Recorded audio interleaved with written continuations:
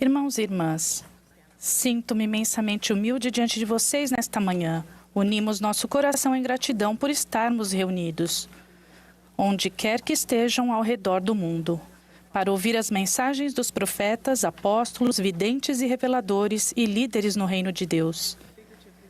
De maneira figurada, nós nos tornamos como povo nos dias do rei Benjamim, armando nossas tendas com a porta aberta voltada para o profeta de Deus na terra, o presidente Russell M. Nelson. Tenho problemas de visão desde muito nova e sempre precisei do auxílio de lentes prescritas para corrigir minha visão. Quando abro meus olhos todas as manhãs, o mundo parece muito desorientador. Tudo está fora de foco, embaçado e distorcido. Mesmo meu querido marido se parece mais com um retrato abstrato do que com a figura amada e consoladora que ele realmente é. Meu instinto, antes de fazer qualquer coisa no início do dia, é pegar meus óculos para me ajudar a dar sentido ao meu redor e tirar proveito de uma experiência mais vibrante à medida que eles me auxiliam ao longo do dia. Com o passar dos anos, percebi que esse comportamento ilustra minha dependência diária de duas coisas.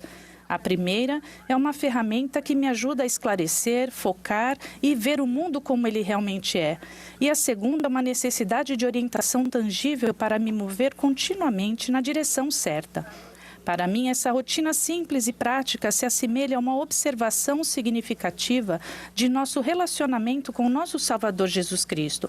Em nossa vida, que com frequência está repleta de perguntas, preocupações, pressões e oportunidades, o amor do Salvador por cada um de nós e como seus filhos do convênio, com seus ensinamentos e suas leis, são recursos que estão disponíveis diariamente, dos quais podemos confiar para ser uma luz que brilha, ilumina nossos olhos e vivifica nosso entendimento.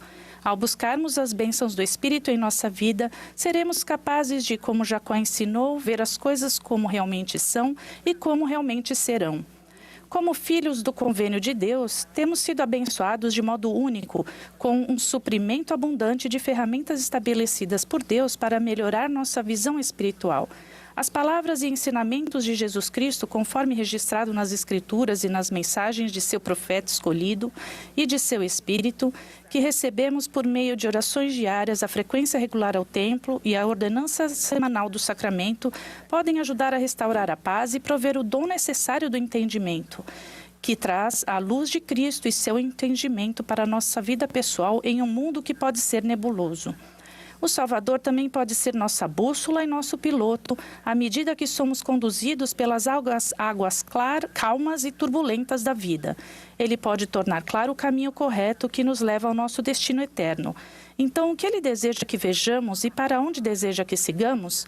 Nosso amado profeta nos ensinou que nosso foco deve estar firmemente voltado para o Senhor e seu Evangelho, e que devemos fazer um esforço mental para buscá-lo em cada pensamento. O presidente Nelson também acrescentou que nada convida mais o Espírito do que colocar Jesus Cristo no centro de nossa vida. Ele guiará vocês em sua vida pessoal, se reservarem tempo para ele em sua vida. Amigos, Jesus Cristo é o propósito de nosso foco e o objetivo de nosso destino. Para nos ajudar a permanecer focados e na direção certa, o Salvador nos convida a ver nossa vida por meio dele, a fim de que vejamos mais dele em nossa vida. Tenho aprendido mais sobre esse convite específico por meio do estudo do Velho Testamento. A lei de Moisés foi dada para os antigos israelitas como o evangelho preparatório, planejada a fim de preparar o povo para um relacionamento mais elevado por meio de convênios com Deus, por intermédio de Jesus Cristo. A lei, rica em simbolismo, levando os fiéis a aguardar ansiosamente a vinda e a expiação de Jesus Cristo, tinha a intenção de ajudar o povo de Israel a se concentrar no Salvador à medida que colocasse em prática em sua vida a fé nele, em seu sacrifício, em suas leis e em seus mandamentos, com o intuito de levar o povo a entender mais a respeito de seu Redentor. Assim como nós hoje em dia, o antigo povo de Deus foi convidado a ver sua vida por intermédio dele, a fim de ver mais dele em sua vida. Mas na época do ministério do Salvador, os israelitas haviam perdido a visão de Cristo naquilo que observavam, colocando-o de lado e acrescentando à lei práticas não autorizadas, que não tinham um simbolismo instrutivo que apontasse para a única e verdadeira fonte de sua salvação e redenção, Jesus Cristo. O mundo cotidiano dos israelitas tinha se tornado desorientado e obscuro. Os filhos de Israel, nessa situação, acreditavam que as práticas e os rituais da lei eram o caminho para a salvação pessoal. E, em parte, reduziram a lei de Moisés a um conjunto de protocolos administrados para regulamentar a vida civil. Isso exigiu que o Salvador restaurasse o foco e a clareza de seu evangelho.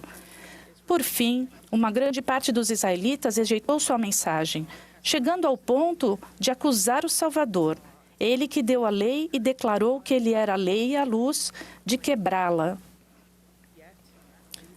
Ainda que Jesus, no Sermão da Montanha, ao falar sobre a lei de Moisés, tenha declarado: "Não cuideis que vim destruir a lei ou os profetas. Não vim para destruir, mas para cumprir."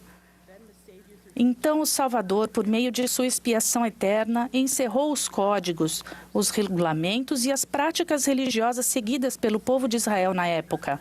Seu sacrifício final substituiu as ofertas sacrificiais e os holocaustos para que nos tornássemos quebrantados de coração e contritos de espírito, e passássemos da ordenança do sacrifício para a ordenança do sacramento. O presidente Emerson Ballard, ensinando sobre o assunto, disse: "De certa forma, o sacrifício mudou da oferta para aquele que faz a oferta. Quando levamos nossa oferta ao Salvador, somos convidados a ver mais de Jesus Cristo em nossa vida, à medida que humildemente submetemos nossa vontade a dele, em reconhecimento e entendimento de sua submissão perfeita à vontade do Pai. Quando fixamos nossa visão em Jesus Cristo, reconhecemos e entendemos que ele é a única fonte e o único caminho para recebermos perdão e redenção, mesmo para a vida eterna e para a exaltação."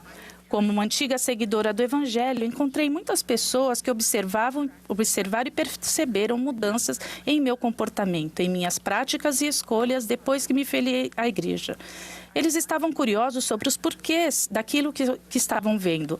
Por que escolhi ser batizada e me unir a esta igreja dos fiéis, a Igreja de Jesus Cristo dos Santos dos Últimos Dias? Por que me privo de certas práticas no domingo? Por que estou guardando as palavras de sabedoria fielmente? Por que leio o livro de Mórmon? Por que acredito e incorporo os ensinamentos de profeta e apóstolos modernos em minha vida? Por que frequento as reuniões da igreja? Por que convido outras pessoas para vir e ver, vir e ajudar, vir e permanecer e vir e fazer parte? Na época, aquelas perguntas me sobrecarregavam e era claro que às vezes eram acusatórias. Mas à medida que eu lutava contra o questionamento das pessoas, passei a perceber que isso era de fato o meu primeiro convite para colocar um par de lentes espirituais a fim de esclarecer, focar e solidificar o que motivou minha obediência às práticas e aos padrões do Evangelho. Qual era a fonte do meu testemunho? Eu estava apenas realizando cerimônias exteriores, sem permitir que aquelas práticas se conectassem às leis de Deus para fortalecer minha fé em Cristo ou demonstrar entendimento de que Jesus Cristo é a única fonte de poder em minhas ações. Por meio do esforço correto de olhar para Jesus Cristo em cada pensamento, meus olhos foram iluminados e meu entendimento se apressou a reconhecer que Jesus Cristo estava me chamando para que eu me achegasse a Ele. Desse período de discipulado em minha juventude, lembro de um convite feito a mim pelos missionários para me unir a eles enquanto ensinavam o Evangelho a um grupo de moças da minha idade.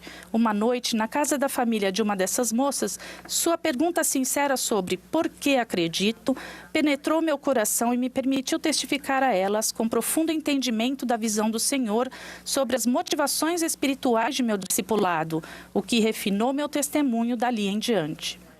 Aprendi então, como sei agora, que nosso Salvador Jesus Cristo direciona nossos pés às capelas toda semana para que partilhemos de seu sacramento, para a casa do Senhor a fim de que façamos convênios com Ele, para as Escrituras e os ensinamentos do profeta a fim de que aprendamos suas palavras. Ele orienta nossa boca para darmos testemunho dele, nossas mãos para elevarmos e servirmos como Ele serviria, nossos olhos para vermos o mundo e uns aos outros como Ele vê, como realmente são e como realmente serão. E à medida que permitimos que Ele nos direcione em todas as coisas, recebemos o testemunho de que todas as coisas mostram que existe um Deus, porque onde quer que o busquemos, nós o encontraremos todos os dias. Presto testemunho disso no sagrado nome de Jesus Cristo. Amém.